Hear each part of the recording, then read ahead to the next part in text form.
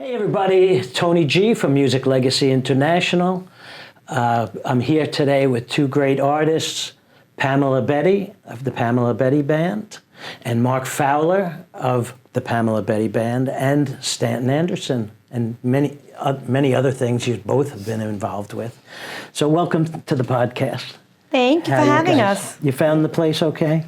We did. Yes. Yes, Good. we did. It's a great thing when you have MapQuest. Yes, isn't that nice? MapQuest, Jeepus, right? MapQuest, yeah, I remember that. I used to print out the MapQuest. Oh, God, I remember MapQuest, too. We're getting old. Yep. So now, speaking of MapQuest, let's talk a little bit about the direction of your careers. What career? What is he talking about? Oh my gosh! So we're going to have a lot of fun with this. So I guess let's start with the way back part and work our way forward. When was the first time that you found your interest in music? What was it that caught your attention and kept you interested all these years? So who you want to go first? Whoever you want. Go ahead, Mark. For me, it was the radio.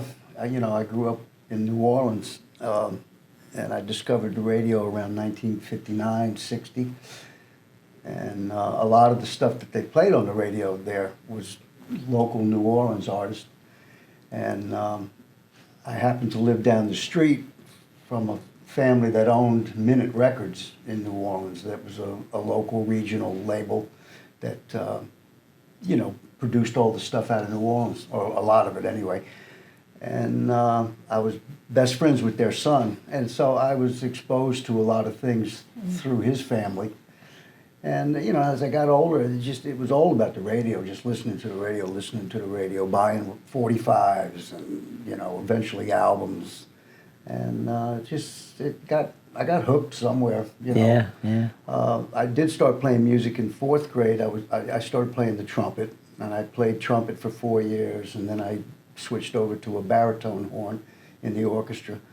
And I did that throughout high school. And after that, tried college for a couple of years, didn't work out, got drafted, spent a couple of years in the Army, and then I was bound and determined after that to try to, do something in music. You didn't do music in the Army? Well, yeah, I fooled around with guys, just playing, just loose kind of stuff. But not with the Army band? No, Oh, nothing okay. like that. No, just, sitting around playing blues with guys. Yeah. Harmonica and acoustics. Yeah.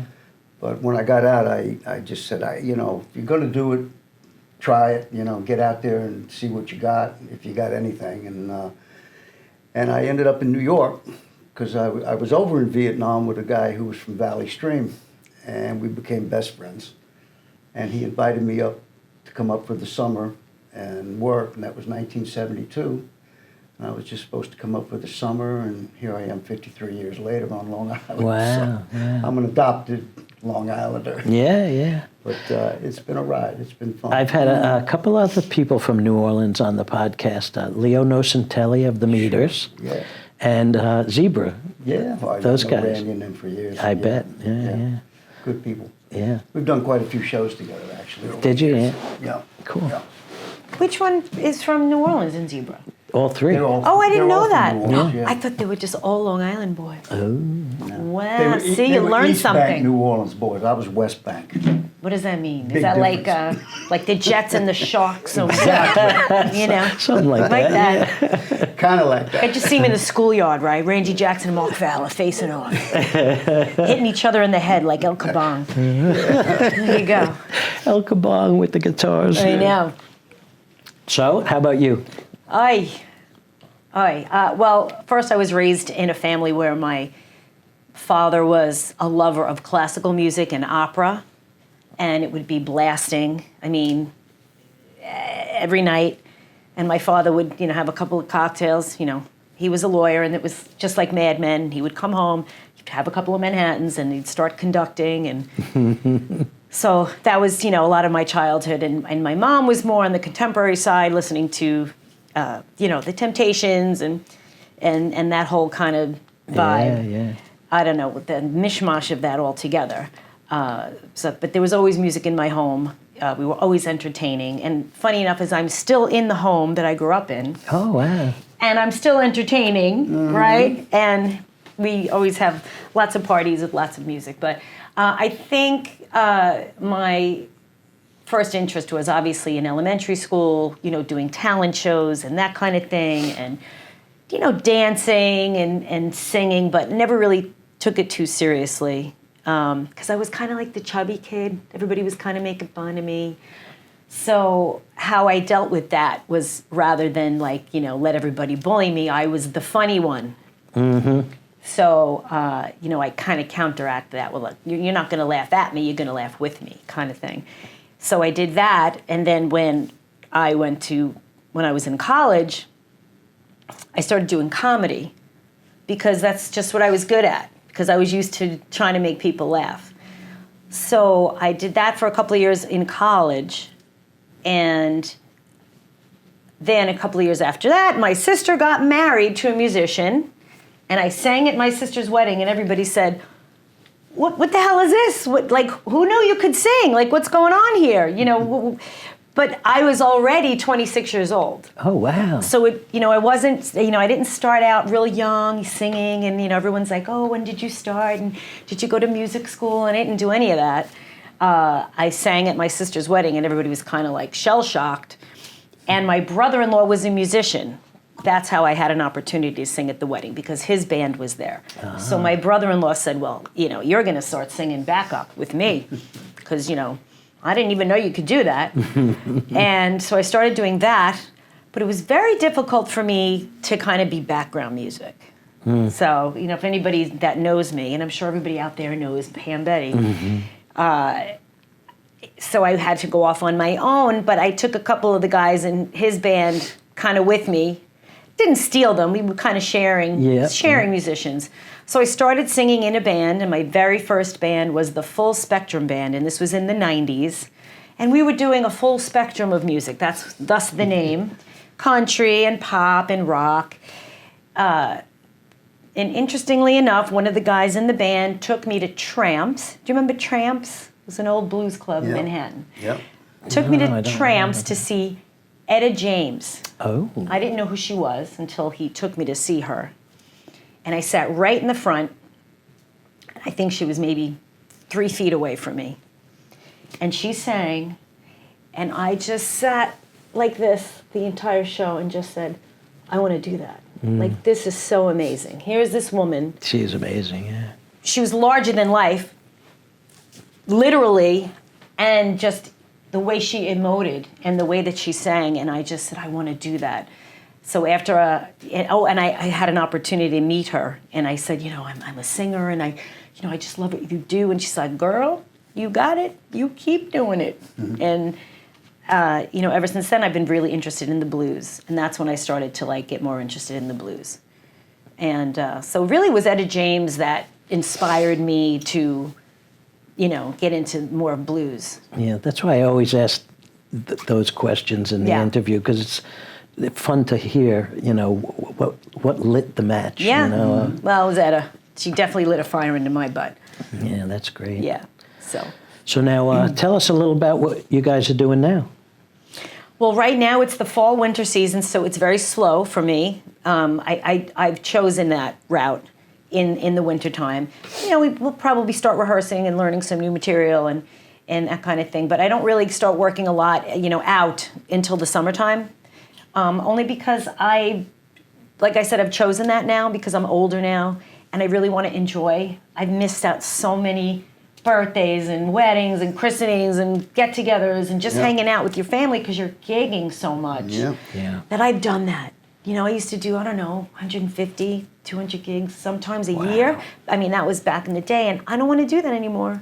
I don't want to play at a local bar so much anymore, unless it's, one of our favorite places to play, like barbecues is one of our favorite places to play, and, we have our spots that we really enjoy playing. But that's really, what I'm doing right now. In terms of new music,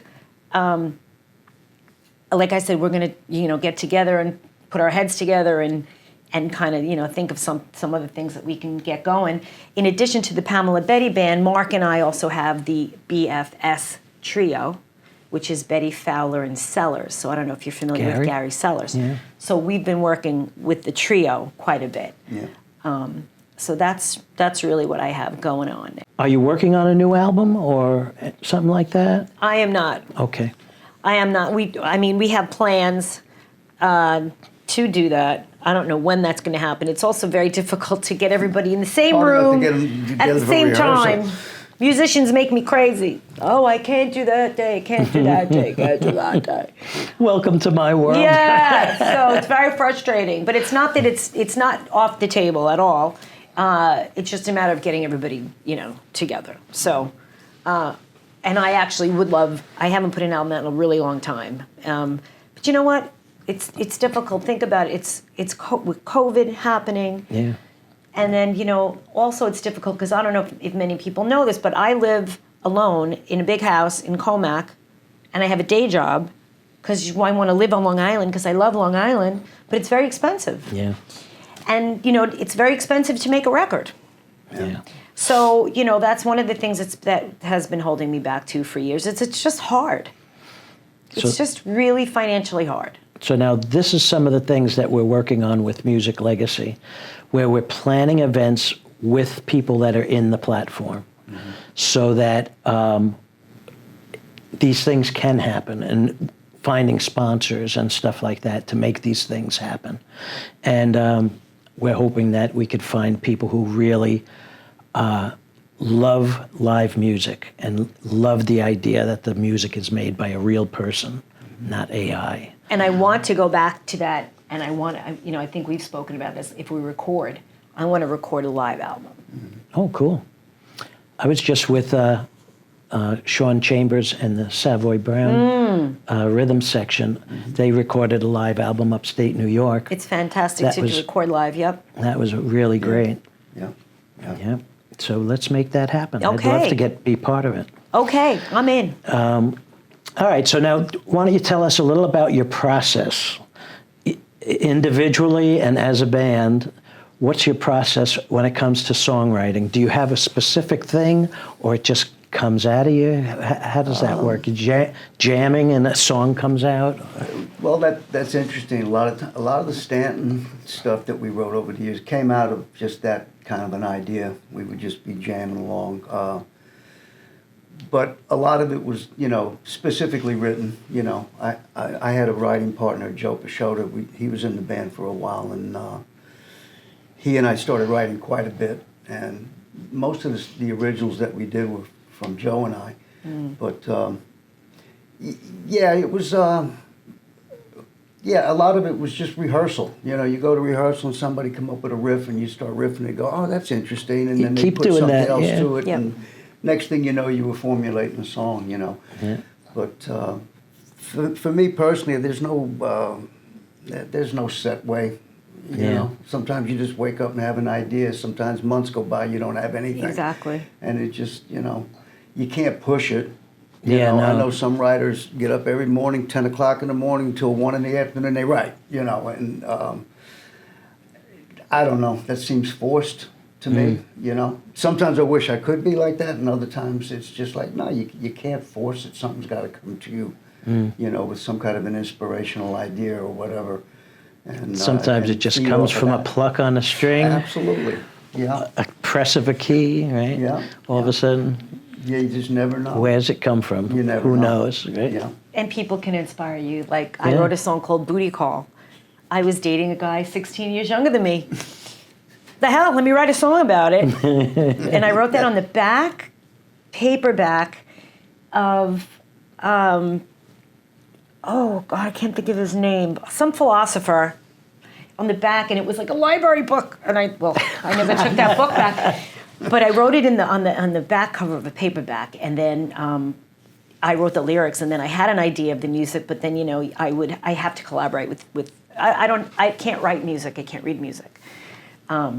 So I collaborated with my guitar player at the time, and we wrote Booty Call. So that you can just ask Alexa, play Booty Call by Pamela Betti.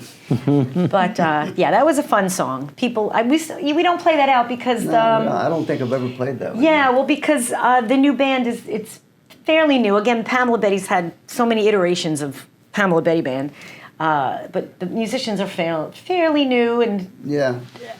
and young. And There's young. some younger guys in Yeah, the band, which are really cool. they're really really great players. So, but I'll make them learn that at some point. There you go. But I have a whole bunch of original songs that I've written that really need to be either re-recorded or recorded again. Yeah, So, but I feel the same way Mark does. I can't just sit there and go, okay, I'm going to write a song now. It's just not how it happens. Yeah.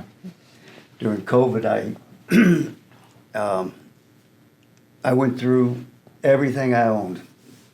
Boxes and boxes and boxes of, notebooks and folders and stuff I'd written 50 years ago and then just forgot about. And then I would move to another house or something and I'd take all the stuff with me. And so during COVID, I said, I got to get rid of, so that's where I just spent days like just going through something like, what's this? Throw it out. What? Right. I have those folders It's too. so funny. Sometimes all about I this thought one. this was going to be the next one, thing. yeah. Yeah, and it's Isn't like, it- what was I talking And then I'd have about? 20 flyers of one gig, Oh, and I say, God, you only need flyers. one. And yeah. then throw the rest.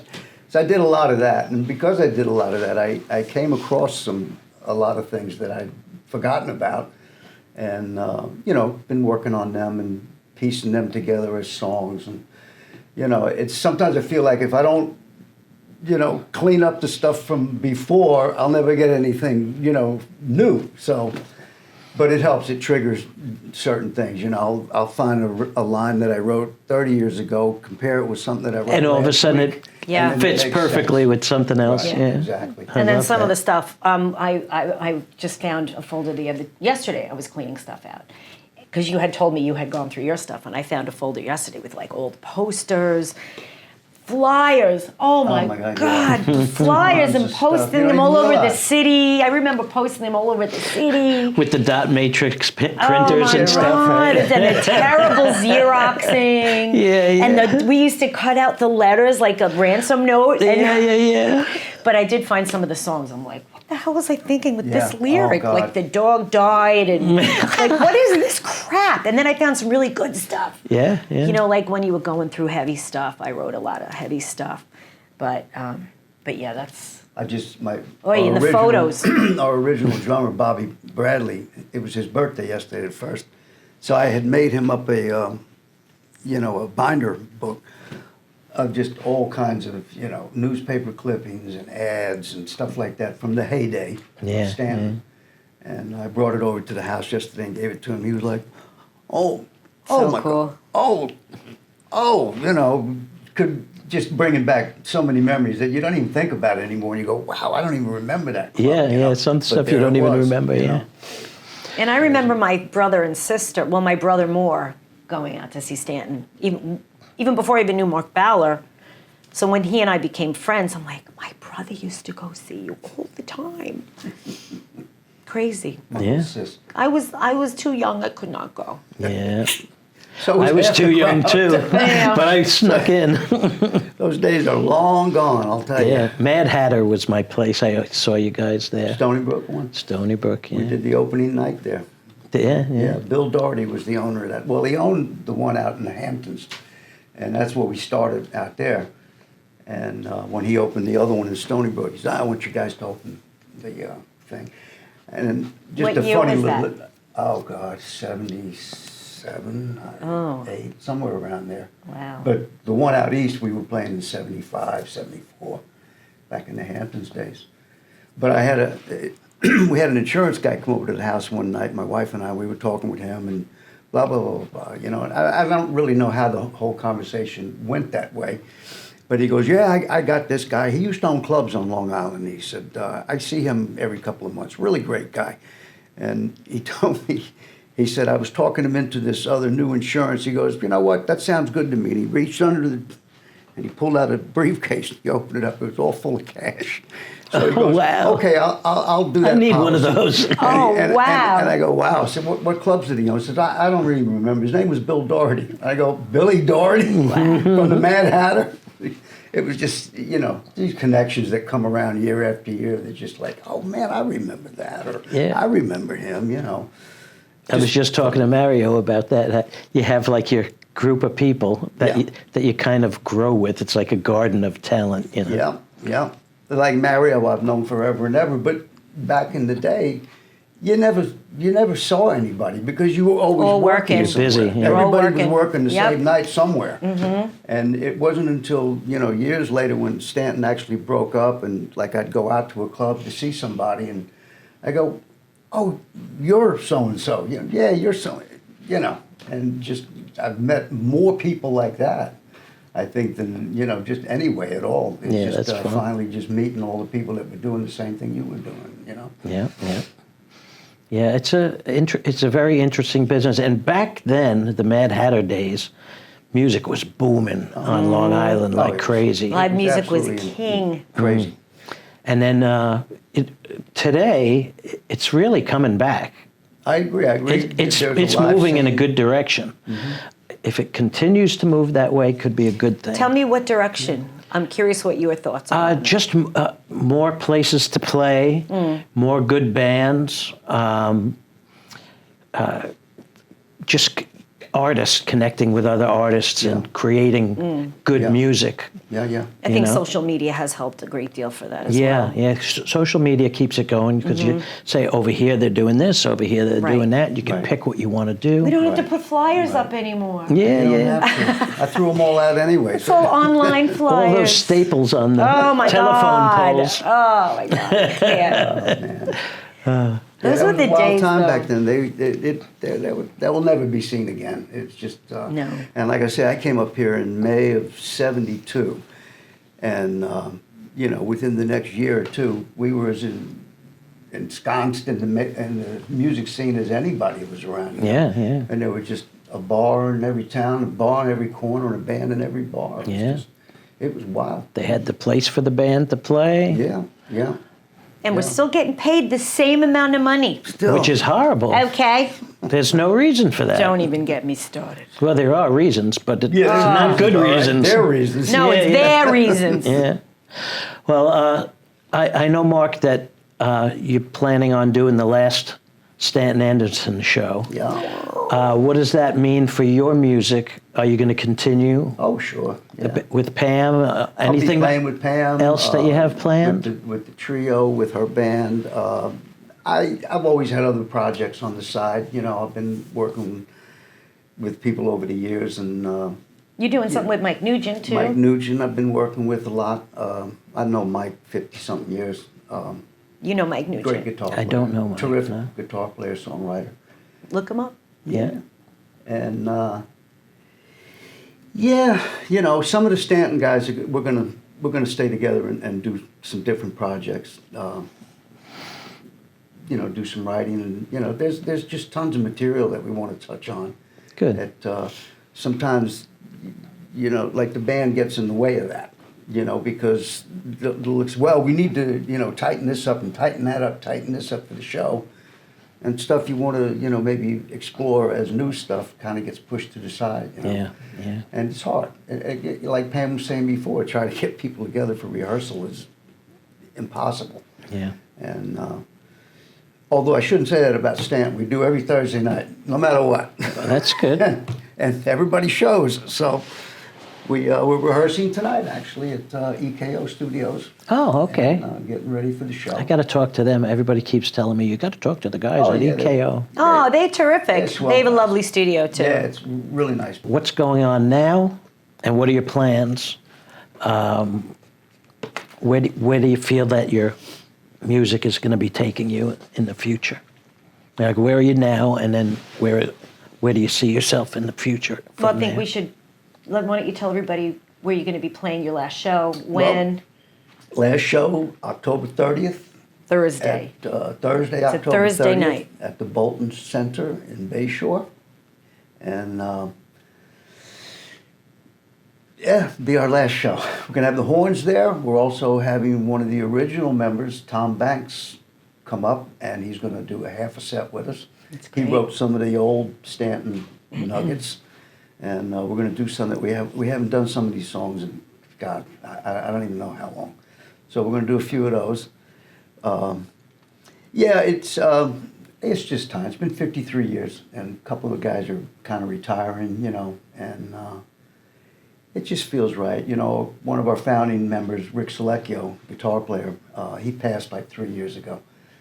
And it just changed, you know, the feel of the band and, you know, what we were doing and whatnot. And although people encouraged us, no, keep playing, he would want that. Now, after 3 years, I feel like, you know, it's time. Yeah. You know, we're going to put it down. Yeah. Put it to rest. It's been a hell of a run. It's been a lot of fun, and You know, can't- we were lucky. I've always said there's 1,000 other bands out there like us, really, that Yeah, you know, but- from wherever they were from, But how many have been together 50 years, you know? not And many. they still like each other, kind Yeah, of. we Yeah, like yeah, kind of. We Yeah. stay away from each No, other. they that's why. do. They do. It's like being in a family or Yeah. being married. It's a second marriage. It's really all different personalities, different egos. People have an idea of what they think it should sound like, and it's Hard keeping it on track. Well, It it is. It's very It's hard. it's very hard. It's very hard. But if you love it and you make terrific music, then you Yeah. really want to keep pushing, even if you drive Yeah. each other crazy. Yeah. Yeah. You can argue and fight Yeah. and fuss and all that kind of stuff, but when you hit that stage, Yep. you know, I know with Stanton, it was always about, I mean, every place we ever played, we were in there in the afternoon, setting up, sound checking, rehearsing, or writing, or doing something, and then when we hit the stage at 11 o'clock, we knew that everything was going to be just right. The sound was just right. So you walk on, count it in, and ready to go. And then it's when you get that feeling that you can do it for the fans, Yep. right? No focus on you, just Yeah. focus on those fans, and you see them jumping and dancing and clapping and Yeah. moving. That's the whole point. Yeah, That's the whole it's point. priceless, right? Yep. It's Yeah, terrific. It's great. That's why, I think that's why, you know, I still do it because of that, Yeah. that feeling. Yeah.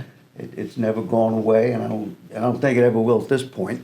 I mean, it would be strange if it went away at this point, but yeah, I mean, I still get that buzz, that kid buzz from doing it. Yep. Walking on stage, no matter where it is. I don't care if it's a room the size of that corner over there. It's just, you know. My old friend Wes Houston wrote a song called 3 Square Feet of Stage is Enough to Hold a Star. So there you go. That's a good one. Yeah. So, any favorite guitars or instruments that you have? Well, yeah, my harmonicas. But there's a turnover in them a lot. Yeah, you know? yeah. Sometimes they go bad, and somebody said, well, you got to learn how to fix them and retune them and this and that. And I go, I don't have the time for that. So Yeah. I just soon buy a new one and break it in. But, yeah, you know, a couple of guitars. Don't that they I have like years of spit in them too? Yeah, well, that's why I we mean, go you like put them this in your all the time mouth, so on- it's like you know. yikes. Yeah. So, well, anyway, he blows. No. That's true. It's the only instrument in the world that you do both on. Wow. Now, do you play anything? Any instruments? I am an amazing tambourine player. Ah, I saw you play the tambourine last weekend. Look, I have really good rhythm, so that's a bonus. definitely do. I really tried to learn how to play an instrument, and I have a really hard time with patience. My fingers hurt. You even bought me a harmonica, I think, I and I'm did. like, I just You never picked it up. I did too, and I put it right back down. Right. No, I'm just so much more of a singer and an entertainer than I am a musician, like playing an instrument in that sense. But Yeah. but I think I'm damn good at what I do now. You definitely are, yeah. Yeah, definitely are. Okay, so now, any other things that you would like your fans to know? Just to continue to come support us, because if it wasn't for you guys, then what's the whole point of this? But I'm so grateful that after all these years, I still have a really good following, and people still want to come and see us, and I'm so grateful for that. Yeah. And I'm grateful for the musicians I'm playing with now. I mean, I'm playing with, phenomenal players. My keyboard player, Matt, he's got a band with his two other brothers. They're called MJT. They're going out on tour. I don't know how long I'm going to have Matt, because I want them to be famous. I want them to go out there and be successful. Tyler, my guitar player, amazing. Yeah. Billy, my drummer, is his drummer in Stanton. Yeah. Andy, I'm working with Andy on bass. He's again, these guys are just so talented. Yeah. And I'm so grateful. Yeah. And we talk about we never rehearse. We can send each other like YouTube videos of a song, and then we'll do it at a gig. And Yeah. it's really good. And that's kind of like the way it is now. So that's Sure. just speaks volumes The quality to the of the quality of the artist, musicianship, yeah. is that we can do that. So I'm so grateful, and my fans should know that we're playing. Just keep looking at the website, PamelaBettyBand.com. As shows are coming in, I know we have a show at Barbecues in January. I'm doing a big show with Kerry Carney and Oh, right. Jack In Riverhead, right? Citra, yeah. right? And Joe Lewis and the Groove are going to be there, and that's on October 11th. But that's not with my full band. I'm going to just be doing some songs with Kerry. But that's at the Polish Hall Riverhead. in Riverhead on October 11th, and then like I said, and then we're playing Barbecues, and then I have a few gigs with the trio. So Yeah. just keep checking the website and keep coming to see us. Yeah. Yeah. That's And it. there's only a few tickets left for the Bolton Center. About That's 20 true. of them, so- That's true. Really? That's yeah. it? 20? Yep. Yeah. We want to sell that show out. Yeah. And that's October 30th. October 30th, Thursday night. Mm-hmm. Yeah, it's going to be a good one. You didn't ask the very important question. Uh-oh. What is the Stanton Anderson? Where does the name come from? That's on my list of That's things to ask, and I forgot. Well, there you go. I'm helping you out. Help Stanton's us. my middle name. Oh. And Anderson is the last name of my best friend in New Orleans. He was killed in a car accident many, many years ago. And I just kind of wrote it in a notebook one night, just kind of get Stanton Anderson Band, just because there's rhyme to it, That's great. Yeah, That's- yeah. That's how it came about. Stanton's your That middle was name? one of the questions that I had. I'm glad that Yeah.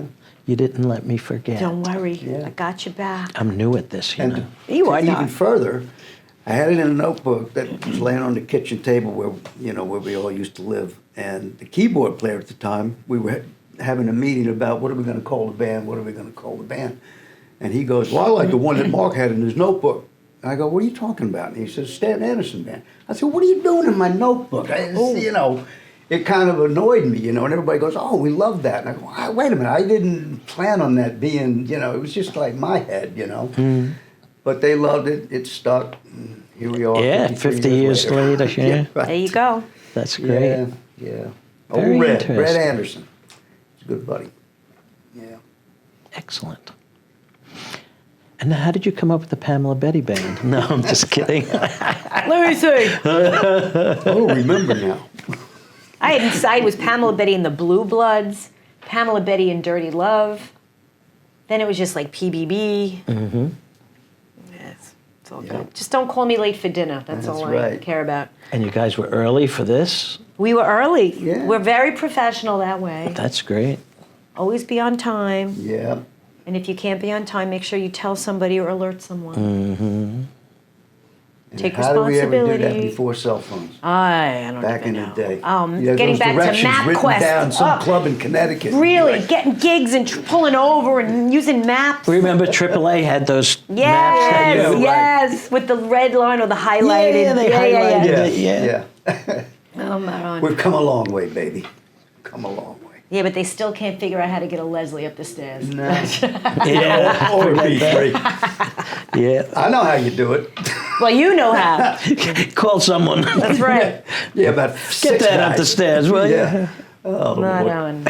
Too much, man.